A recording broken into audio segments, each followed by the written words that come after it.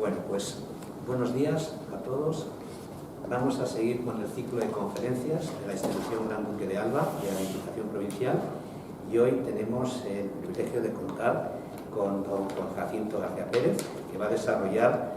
la ponencia que lleva por título La respuesta penal actual ante la violencia de los hombres sobre las mujeres, es decir, un tema de mucha actualidad.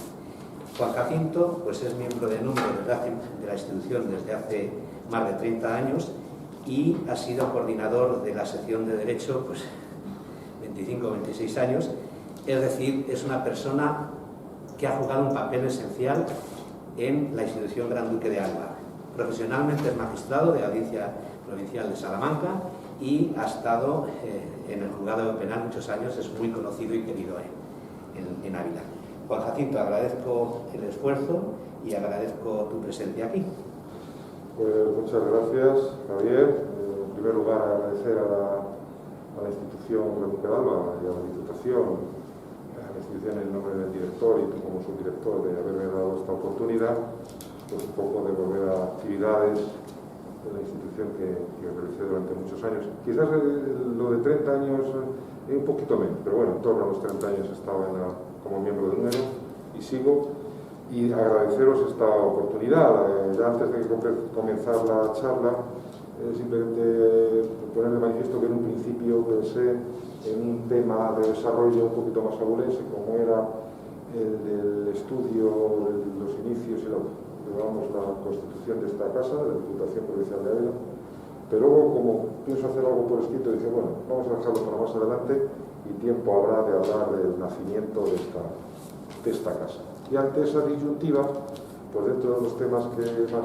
como penalista que soy en la Audiencia de Salamanca y como puede denominar, estuve 20 y tantos años en Ávila,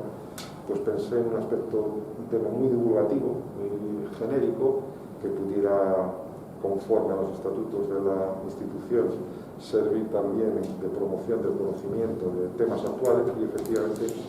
el tema por el que me decanté es este de la respuesta penal actual de la violencia de los hombres sobre las mujeres,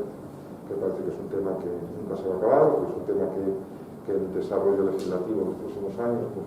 probablemente presentará nuevas modificaciones, nuevos cambios, y voy a tratar en torno a una hora pues, una visión de lo que es el panorama legal, penal, desde el punto de vista penal de este fenómeno tan virulento y que se trata de lo máximo que sea posible reducir la expresión mínima. Y reitero mi agradecimiento.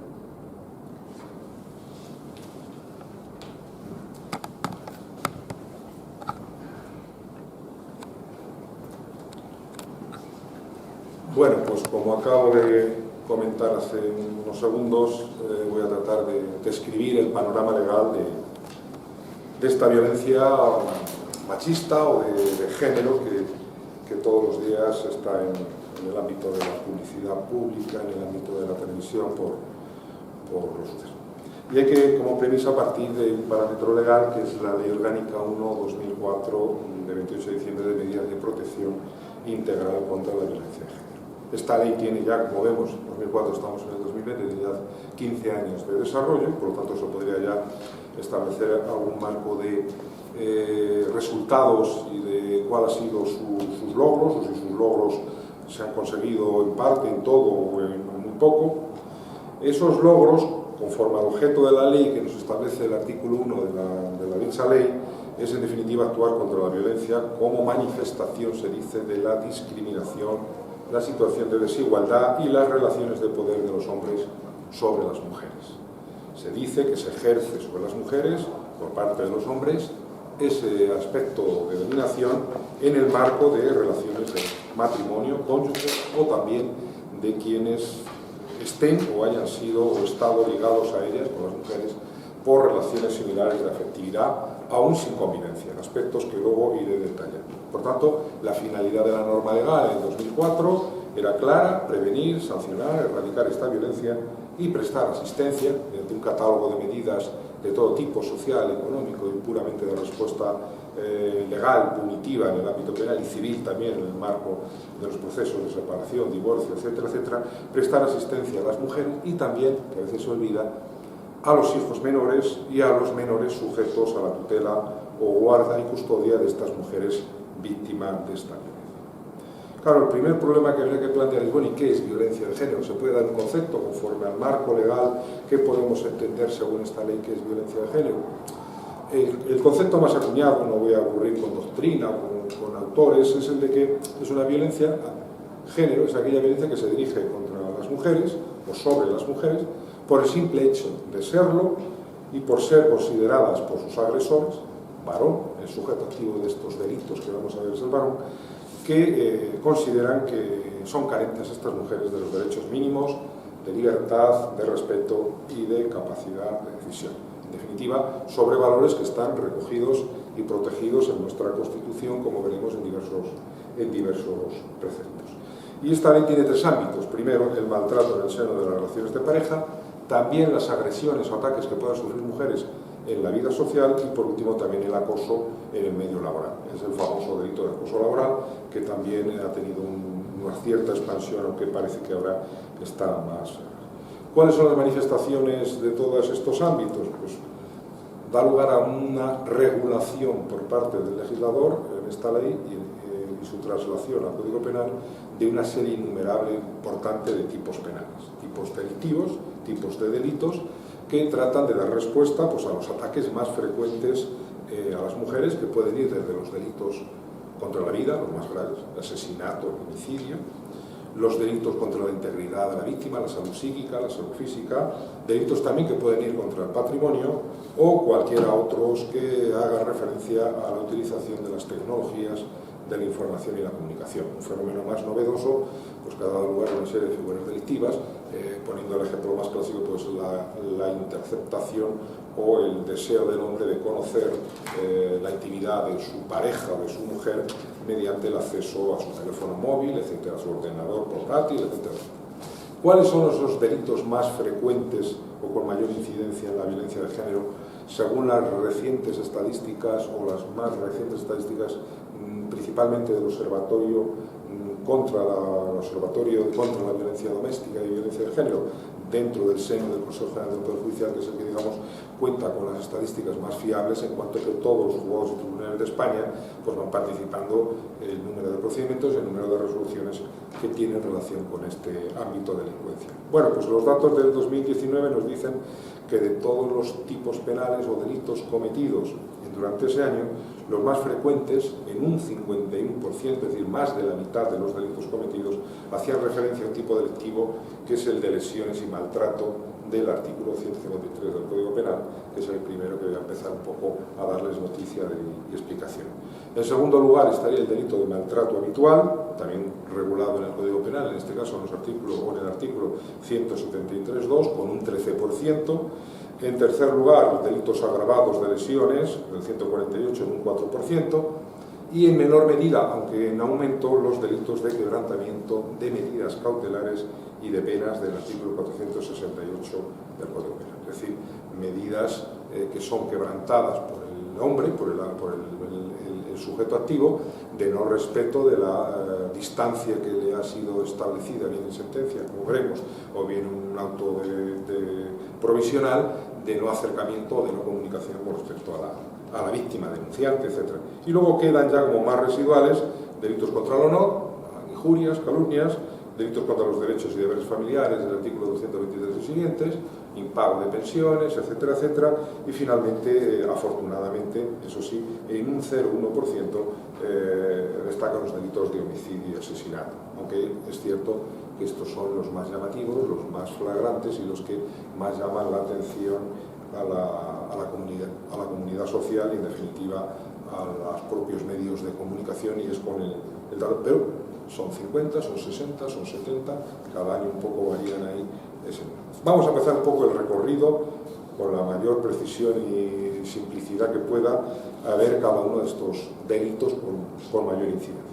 Dije que el primero delito que vamos a ver es el de lesiones y malos tratos del artículo 153 del Código Penal.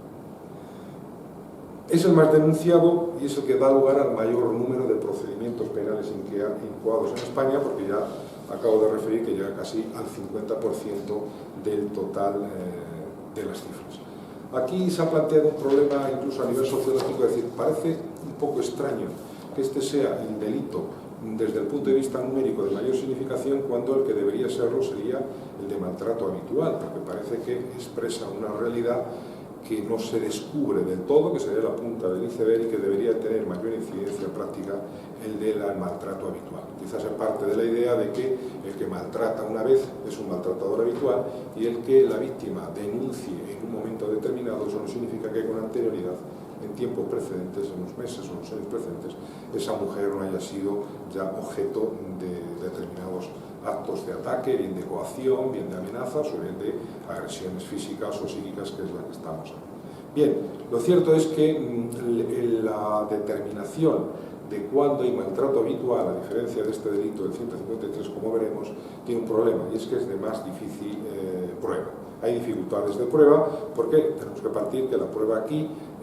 es siempre complicada de partida en cuanto que estos hechos, por regla general, los hechos de agresión, los hechos de coacción, los hechos de amenaza, etcétera, etcétera, hacia la mujer, por su pareja, por su marido, etcétera, se produce dentro del ámbito de la intimidad familiar y, por tanto, prácticamente en la mayoría o en numerosísimas ocasiones, el único elemento de prueba de cargo contra el supuesto o real agresor que puede fundamentar judicialmente la condena por este delito o otros delitos suele ser o debe de ser el testimonio de la propia víctima con lo que ello comporta. Difícilmente, en muchas ocasiones sí que hay, es cierto que en el ámbito de la investigación pues se va contando ya con pruebas testificales de referencia de los agentes de los cuerpos de fuerzas de seguridad del Estado, en cuanto que suelen ser también testigos de referencia en muchos casos y a veces también directos. Bien, el tipo básico de este artículo 153 primero del Código Penal, que ha recibido alguna modificación una vez que entró en vigor desde el año 2004, en la Ley 1/2015, la más reciente, del 30 de marzo, en definitiva, viene a establecer como un tipo penal una conducta que consiste, en definitiva, en la materialización por parte del autor de un menoscabo psíquico o de una lesión de menor gravedad, no estamos hablando por tanto de lesiones graves porque eso dará lugar a tipos penales o delitos más agravados, como veremos, y en definitiva de golpes o maltratos de obra, aunque no lleguen a propiciar resultado de lesiones. Una patada, un bofetón, un empujón fuerte, estas son las conductas, vamos a decir, más tradicionales que encajan en este tipo penal. Por tanto, es un delito que requiere como de tres componentes. La doctrina y la jurisprudencia dice que requiere de tres componentes. El primero, la acción material de un menoscabo psíquico o la lesión física que no sea de una gravedad determinada, esos golpes o maltratos de obra sin causar lesión, o lesiones leves. Un elemento subjetivo consistente en un dolo genérico de lesionar o menoscabar la integridad física o la integridad psíquica de la víctima, es decir, tanto en la vía que decimos los penalistas del dolo directo como del dolo eventual. El dolo directo es cuando el sujeto activo quiere de modo directo la materialización de su conducta agresora, mientras que el dolo eventual es simplemente que el sujeto se representa la posibilidad de que con su acción puede provocar ese resultado lesivo de menoscabo para la víctima, pero sigue adelante, aunque no lo quiere directamente, se lo representa y lo acepta y por tanto responde de igual. Se ha planteado respecto a esta conducta típica un problema de si hasta qué punto debe respetarse el principio de proporcionalidad que es básico en todo derecho penal. Estamos hablando de un delito que en su composición básica que estamos hablando pues, prevé una pena de 6 meses a 1 año, prisión de 6 meses a 1 año, trabajos en beneficio de la comunidad, privación de propiedad, y otra serie de penas accesorias. Pero en definitiva, por lo que aquí más nos interesa, una pena privativa de libertad que puede llegar hasta 1 año de prisión. Entonces, los jueces y tribunales, aparte de que hay un tipo atenuado de menor gravedad que veremos, a veces se encuentran o nos encontramos con la dificultad de, por ejemplo, considerar como una conducta que pudiera incardinarse en este tipo penal de un simple forcejeo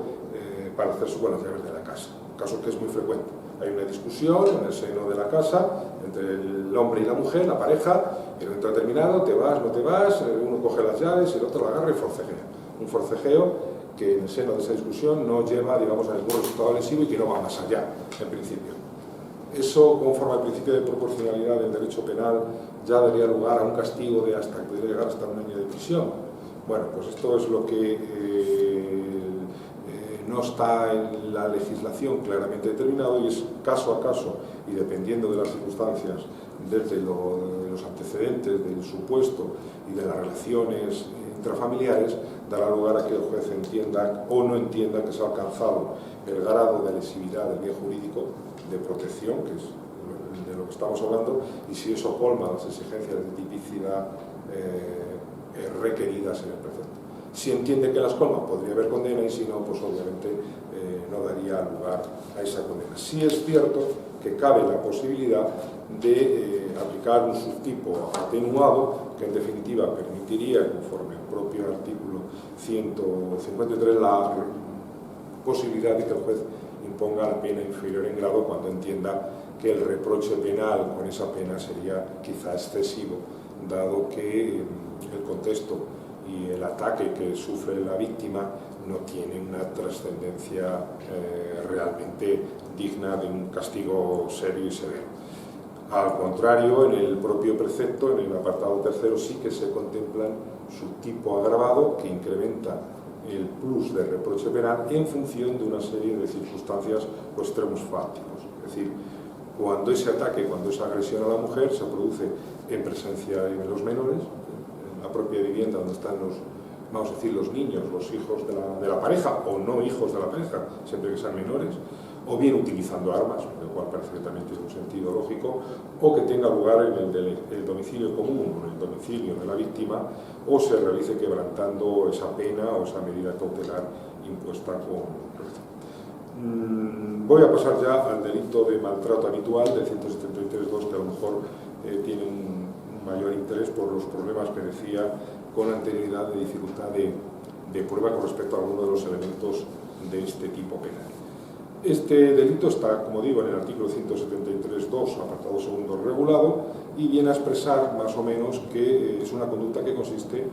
en la persona que habitualmente ejerza violencia física o psíquica sobre quien sea o haya sido su cónyuge o sobre persona que esté o haya estado ligado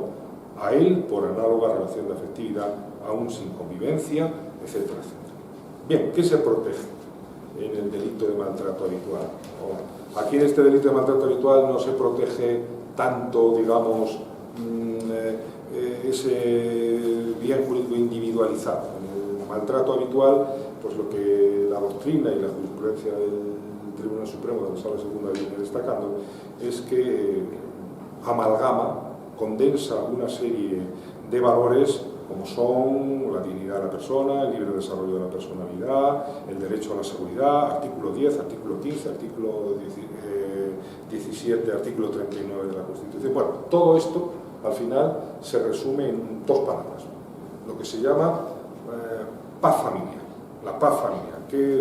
es la paz familiar? Bueno, la paz familiar es como un estándar que para el legislador y también para los tribunales se vulnera, se ataca cuando ese ámbito familiar donde debe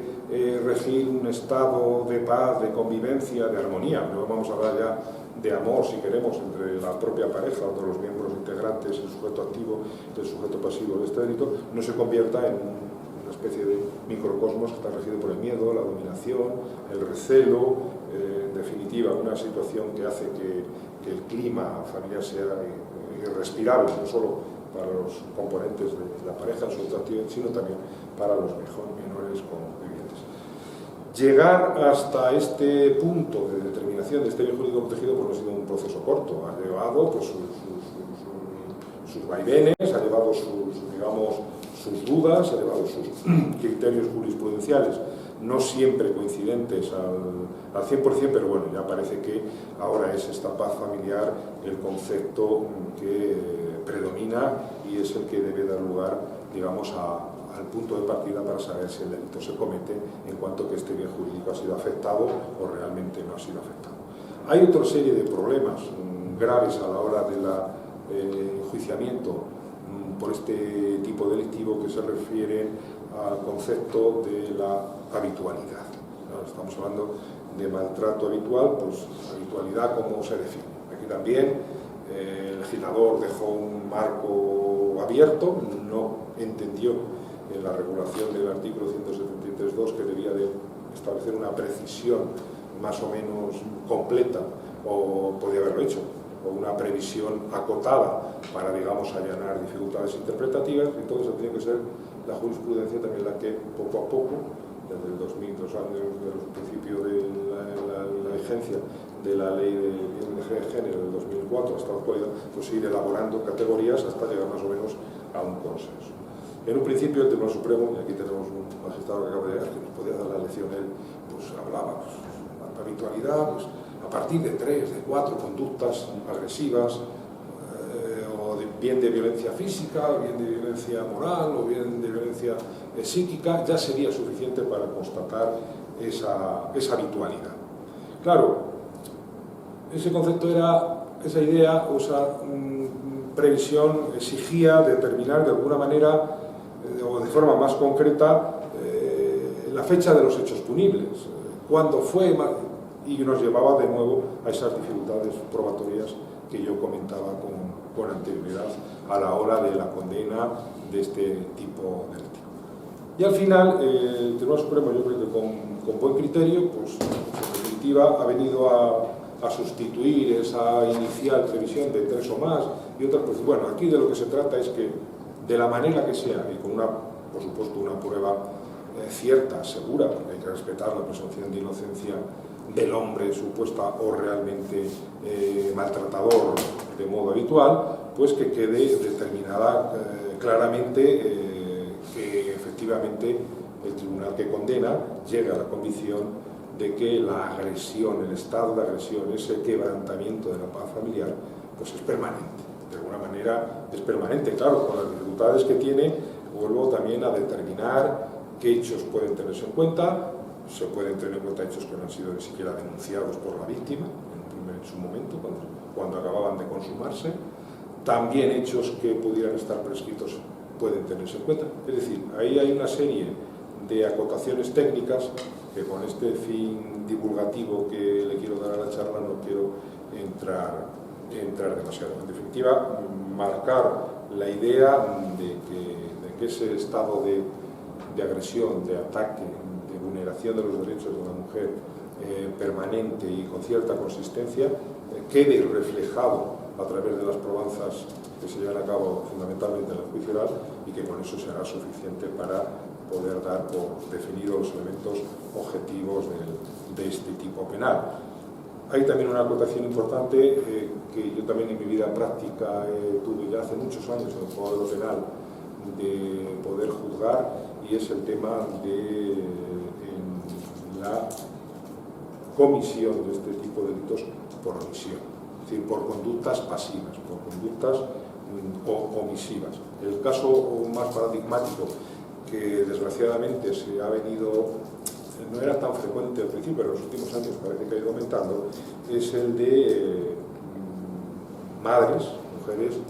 que adoptan una actitud pasiva ante el maltrato, agresiones que llegan incluso a resultados de muerte a sus propios hijos por parte de los maridos o parejas. Pueden ser hijos comunes o pueden ser hijos propios de las relaciones anteriores. Y ahí, ante esa pasividad de esa, en este caso madre, puede ser padre también, de consentir, digámoslo así vulgarmente, de consentir ese maltrato hacia el menor, da lugar también a la condena y a la vía de la imputación de autoría por la figura que llamamos los juristas penalistas comisión por omisión. Es decir, responde también aquel que deja de hacer aquello que legalmente, como persona garante, en este caso la madre, de la integridad física, de la salud, de la vida de su hijo, pues digamos que se cruza de brazos y deja o permite que el autor de estos execrables hechos siga con esas conductas. Otra de las figuras también en aumento en los últimos años, y con ciertas cuestiones un poco dudosas o espinosas, es la que hace referencia al delito de quebrantamiento de pena o medida cautelar del artículo 468.2 del Código Penal. Es muy frecuente que cuando exista una denuncia por parte de la mujer de que su hombre, su pareja hombre o su marido hombre la amenaza, la coacciona, la ha golpeado, etcétera, etcétera, inmediatamente es conforme a las disposiciones y las medidas de protocolo establecidas en la propia ley de violencia de género, la reacción inmediata en sede judicial, también policial, antes policial, pero de inmediato judicial, ante bien el juzgado de guardia, ante el juzgado de violencia de género competente, es el establecimiento de una medida de seguridad, llamémoslo así, en favor de la mujer, que suele consistir pues, en la imposición al denunciado, al investigado, de una medida de prohibición de acercamiento, de comunicación o las dos cosas con respecto a la víctima. Y en muchas ocasiones, pues este sujeto que viene en vía sumarial, o bien ya cuando hay una sentencia de condena se le impone esa medida de no acercamiento, medida de no comunicación con la víctima, pues simplemente la desconoce, la ignora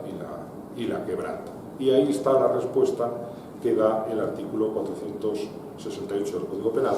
con el añadido también reciente de una conducta que no estaba claramente definida en el artículo 468 y daba lugar a una ambivalencia y a la posibilidad de acudir al delito de desobediencia, que era la conducta de inutilización o perturbación del funcionamiento normal de dispositivos técnicos y electrónicos para decir las pulseras que se le ponían al maltratador para tenerlo controlado, efectivamente, y tener la certeza y tener la comunicación de que no quebrantaba la medida. El sujeto inutilizaba la pulsera o simplemente la burlaba o tomaba otra serie de medidas que la hacían ineficaz, y el legislador en el año 2015 se vio obligado, o consideró conveniente y con acierto, que era necesario especificar esta conducta en el número 3 del artículo, apartado tercero de este artículo 468. ¿Cuáles son los problemas prácticos que más se plantean a respecto de este tipo penal? Pues han planteado varios. Uno de los más notables y que sigue dando juego y que todavía está un poco en el candelero o en el candelabro, como decía aquella, es el del consentimiento de la víctima. Es decir, son muy frecuentes los casos en que bien real o ficticiamente se produce una reconciliación y incluso, vamos a ponernos en los casos más extremos, es la propia mujer la que toma la iniciativa de comunicarse o de acercarse o de invitar al bien condenado o bien sometido a medida cautelar a que retomen el contacto físico y de comunicación. Esos supuestos se han dado en los juzgados y tribunales con mucha frecuencia y se ha tratado de valorar, bueno, qué hacemos con ese consentimiento de la víctima. Aquí también hubo, a lo largo de años, una serie de criterios muy dispares entre los juzgados de lo penal y las audiencias provinciales, y tampoco la Sala Segunda hace años del Tribunal Supremo tuvo un criterio de inicio claro y definitivo. Hubo ahí algunas oscilaciones. De alguna manera se quería dar algún tipo de virtualidad a ese consentimiento de la víctima para poner en entredicho la nueva condena al quebrantador en razón de que de alguna manera, y esto lo explico en términos muy vulgares, no técnico-penales, habría colaborado la mujer en que ese quebrantamiento se hubiera producido, pero el Tribunal Supremo, que en un principio dio a eso una cierta eficacia, vamos a decir, exculpante o atenuatoria, a partir de un acuerdo ya antiguo de noviembre de 2008, pues viene a decir que en definitiva, en los casos de medida cautelares de alejamiento en los que se haya aprobado el consentimiento de la víctima, este no excluye la punibilidad del artículo 468 del Código Penal. Es decir, el sujeto, el agresor, el condenado, el que está sometido a una medida cautelar de no acercamiento hacia su pareja o mujer, tiene que tener muy claro de que aunque la mujer se lo pida de rodillas o lo arrastre, yo a veces pongo el significado ese, tiene que negarse, en tanto que esa situación no haya sido judicial, no haya sido modificada o pueda modificarse, que ese es otro problema. Es decir, que ahí no hay posibilidad de exonerar. Yo la duda, y yo creo que hace poco tiempo en un curso online en esta materia, en la que uno de los asistentes aquí era el director de la misma, se planteó esta cuestión a un grupo de jueces que estábamos haciendo ese curso online respecto a qué salida se le podría dar para un poco bajo el principio de proporcionalidad y de culpabilidad. Y ahí las opiniones de mis compañeros fueron muy variadas. Yo en principio me decanté por proponer que el legislador, que es el que tiene la última palabra en esto, porque es un tema de tipificación, debería de prever, igual que prevé para otras conductas, un subtipo atenuado, pues un subtipo atenuado específico en el cual se calibrara el que, hombre, no podemos exonerar al agresor del quebrantamiento, pero tampoco podemos ser muy severos con él, para por lo menos aquellos casos límites, como yo digo, de una imposibilidad prácticamente de negarse. Y pongo un ejemplo. Tenemos un supuesto de una condena penal que priva al hombre de la posibilidad de acercarse a su mujer, o a su domicilio, a su lugar de trabajo, en un año. Bien, ¿qué ocurre si en un momento determinado una mujer quiere retomar la convivencia y llama a la puerta, es ella la que va a la puerta del domicilio del autor de los hechos por los cuales ha sido condenado o está sometido a esa medida, y el sujeto, el hombre, le abre la puerta y mantiene una conversación con ella, y en el interín, pues un vecino ve la historia, conoce que el hombre no se puede acercar, que no puede haber ese contacto entre ese hombre y esta mujer, y llama a la policía local, a la Guardia Civil, y se presenta allí. ¿Quebrantamiento hay?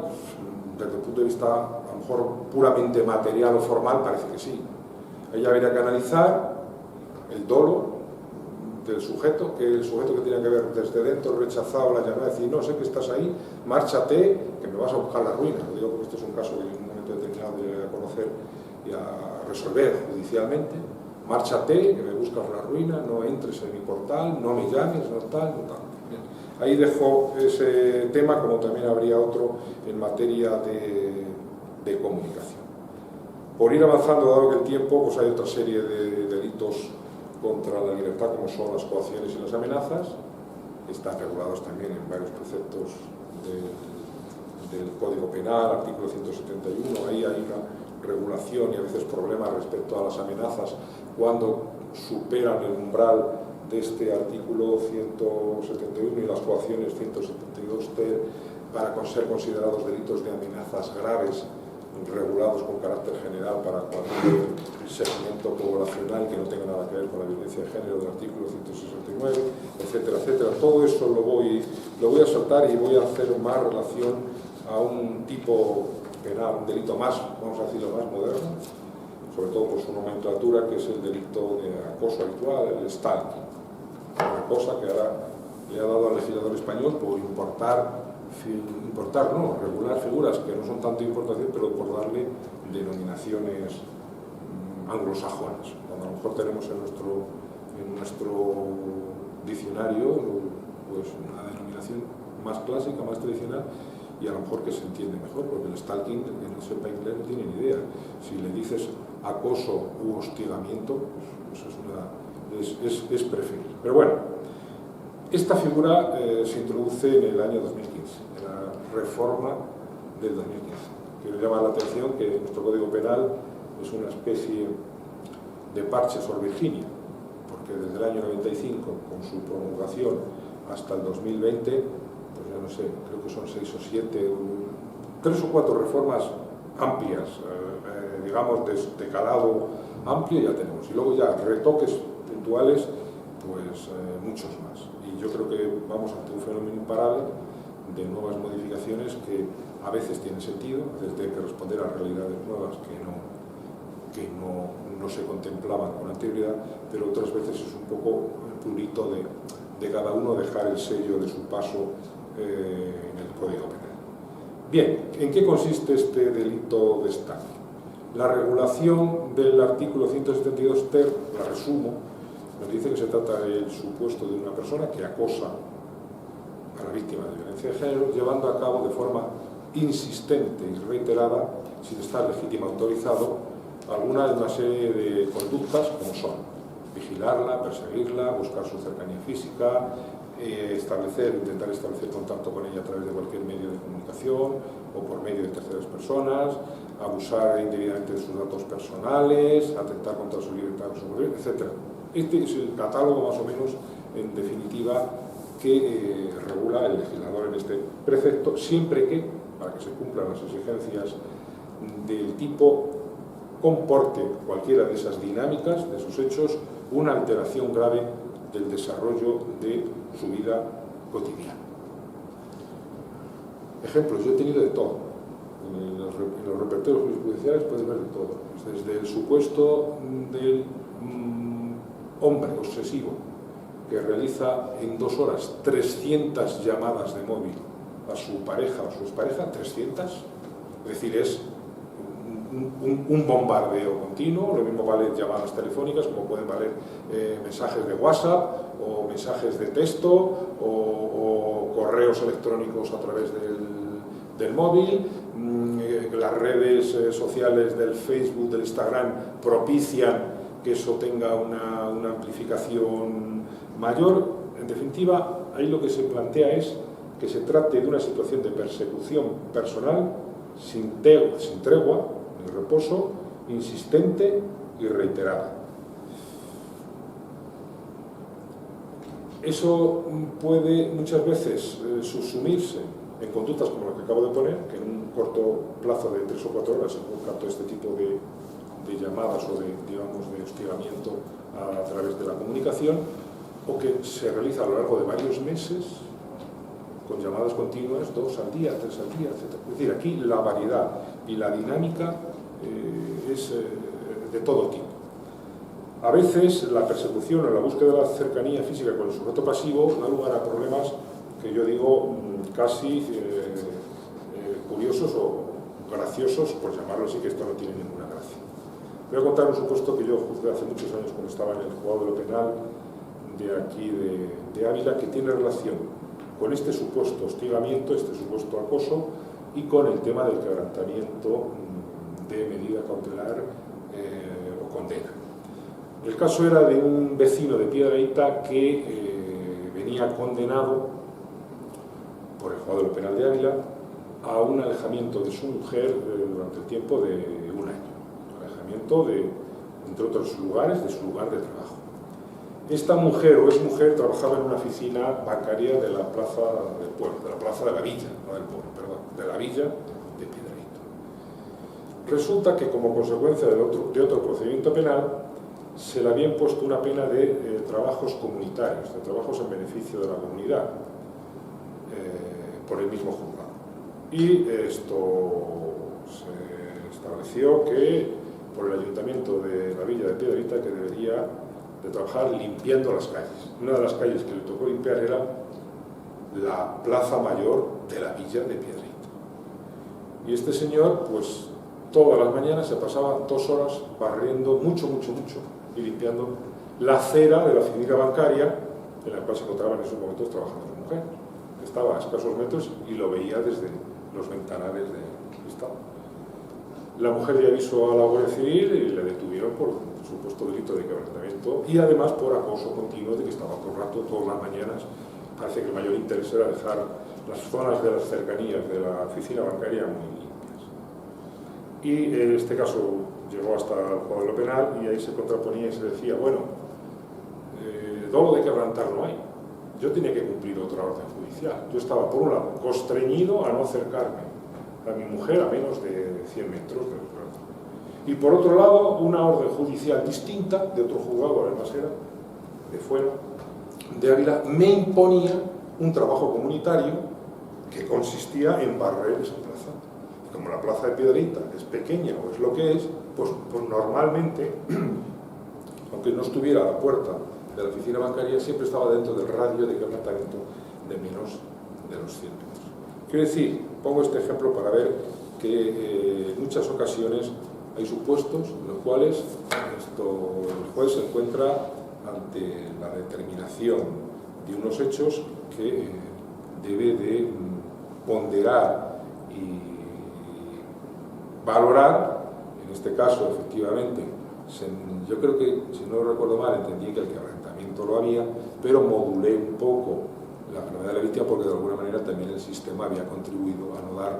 una solución cierta. Él bien podía haber dicho y haber puesto de manifiesto: oiga, señor juez, que yo no puedo barrer aquí porque resulta que hay otro juez que me dice que no me puedo acercar. Bueno, dejo ese tema. En el caso del estanque, de lo que se trata es de dar respuesta a estos fenómenos de los acercamientos físicos, a las tentativas de contacto telefónico, etcétera, etcétera, y ahí también podría esto dar noticia pues, de supuestos que han dado lugar también a soluciones jurisprudenciales, como se considera hostigamiento y también quebrantamiento el intentar contactar con la víctima con llamadas perdidas o con contactos a través de terceros, sobre todo para dificultar. Bueno, pues efectivamente también se está entendiendo que entran dentro del ámbito de tipicidad. Tengo aquí recogida, porque luego hay dos problemas más para ir terminando, como son la conceptuación de la análoga relación de efectividad y si los tipos penales exigen vamos a decir, un elemento subjetivo de intencionalidad o de tendencia del sujeto de esa dominación machista, pero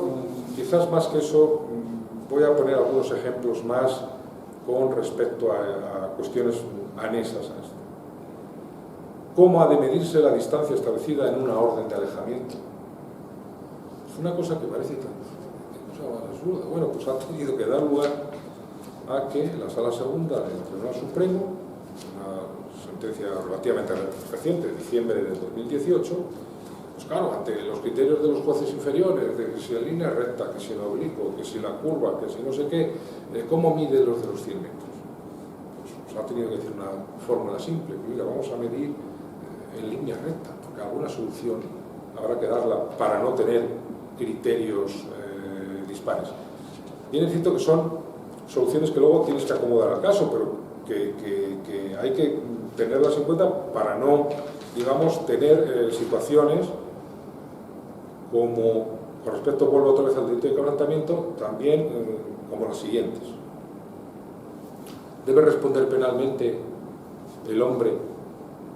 que va por la calle con una prohibición de acercamiento a su mujer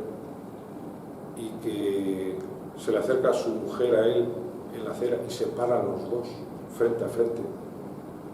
y le dice ella: si no te mueves, llamo a la policía porque estás pegándote a mí. O sea, hay 1 metro de distancia y tu obligación legal y judicial impuesta es estar a más de 100 metros. No, pero yo es que voy por esta acera y tú venías por la otra y tú eres la que te has acercado a mí. O el supuesto del que está en el bar, hombre, tomando un café y llega la pareja agredida y le recuerda esa obligación de abandonar el bar cuando está en medio café. Eso el legislador te da parámetros, pero la resolución judicial tiene que venir acomodada a las circunstancias concretas del caso. Y a veces los jueces también nos equivocamos. Estos supuestos de imponer una medida de alejamiento a un ciudadano, a un pueblo como era La Colilla, de 600 metros. Ponga usted la pena de destierro, extrañamiento, pero ahí no puede estar, porque el radio en línea recta o en oblicuo de una punta de La Colilla a la otra no va a tener 1 kilómetro. Por tanto, a veces son supuestos que dan lugar a diferentes criterios y a diferentes sentencias.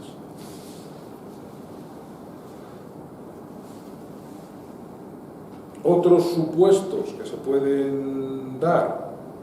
y que han dado lugar, pues, por ejemplo, el asesinato de un hijo en venganza de su madre. Si entra dentro del marco de esta regulación legal que estamos aquí analizando. Este es el caso de la sentencia de 8 de enero del 2019. Y efectivamente el Tribunal Supremo, lo resumo mucho, dice: el Tribunal Supremo confirma la condena por asesinato al padre que, ante la petición de divorcio de su esposa, en venganza,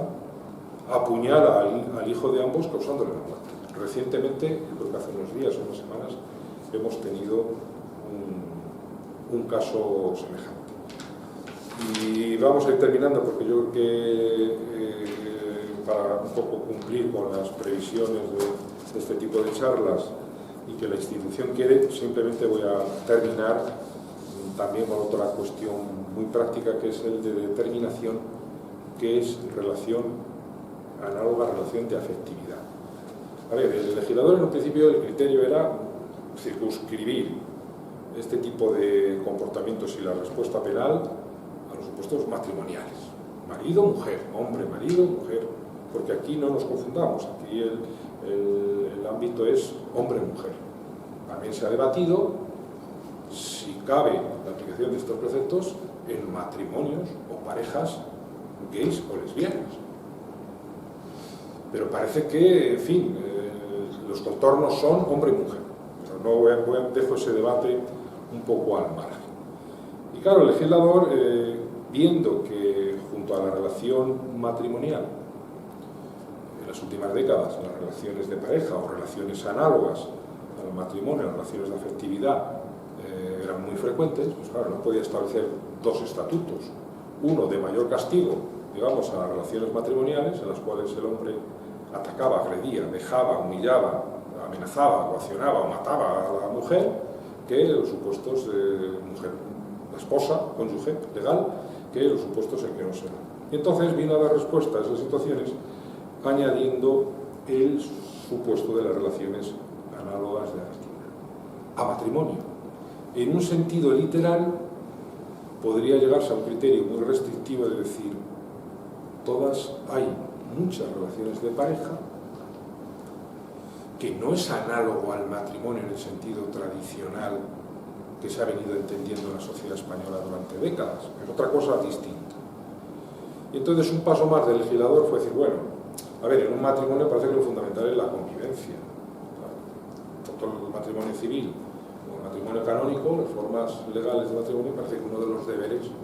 esenciales de esa convivencia, de esa relación, de ese proyecto de vida futura es la convivencia. De que sin convivencia, matrimonio,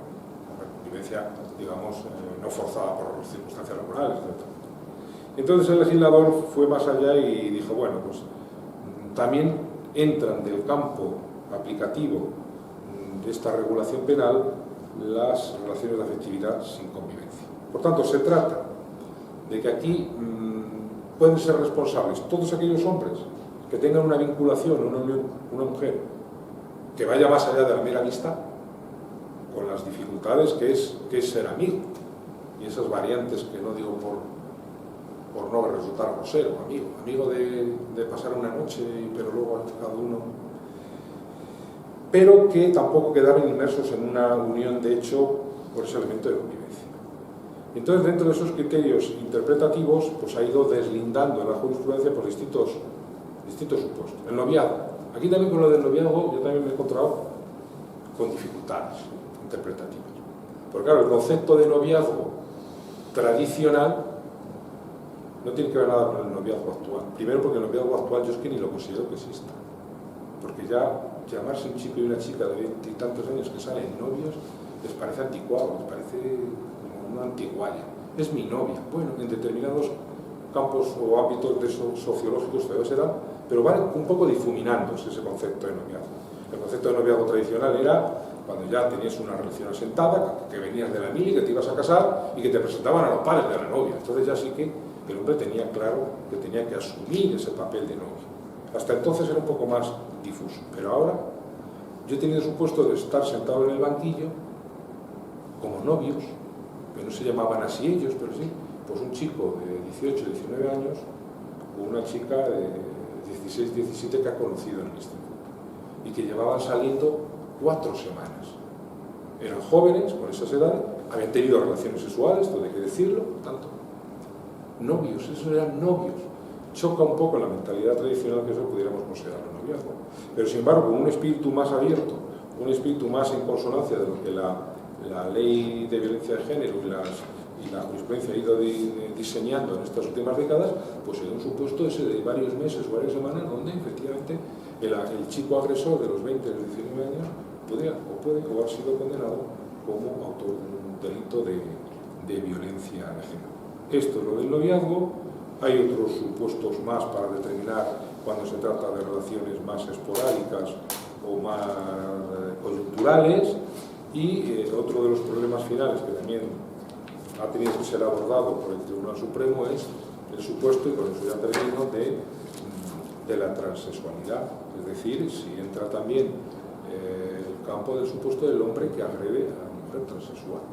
Y hay aquí ha notado una sentencia, el Supremo se ha decantado de la posibilidad de que ese fenómeno también un poco en auge pueda ser. Y yo creo que más o menos está en el tiempo,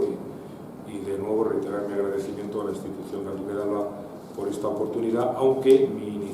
vuelvo a repetir, mi inicial intención era haber hablado de un tema más abulense como era el nacimiento o cómo se gesta la provincia de Ávila, en concreto esta casa, cuáles son los primeros pasos de la Diputación Provincial